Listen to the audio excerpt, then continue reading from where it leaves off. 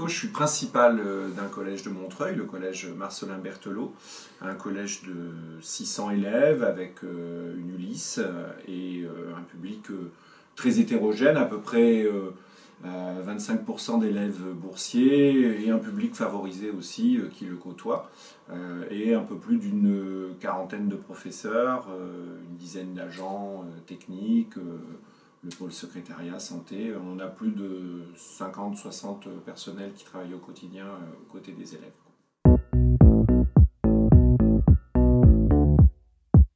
Une capacité à écouter déjà ces personnels, les besoins qui s'expriment, les idées, une compétence aussi à dialoguer avec l'ensemble des différentes parties et à travers les instances et au quotidien de façon plus personnalisée, individualisée. Une disponibilité assez grande et une capacité quand même à décider quand le moment arrive et donc à piloter d'une certaine manière l'ensemble. Voilà, d'après moi, les grandes lignes.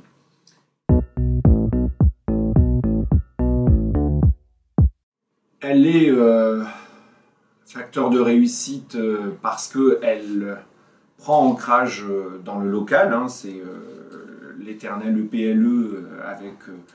son sigle, établissement public local d'enseignement, et c'est vraiment la dimension locale qui compte, parce que ça renvoie à l'idée de définir un projet vraiment axé sur les besoins du public que l'on accueille, et aussi des problématiques dégagées par les personnels. Et c'est là que l'équilibre entre réussite individuelle et réussite collective s'articule, parce que si le projet est bien pensé et qu'il a été réellement défini par le collectif, alors on est censé y retrouver à la fois l'expression des différentes voies individuelles et en même temps le besoin collectif. Si on suit ce projet et que ça sert vraiment de feuille de route et de ligne directrice, alors normalement l'autonomie elle prend sens et elle rend service à tous, et à commencer par les élèves et leur réussite.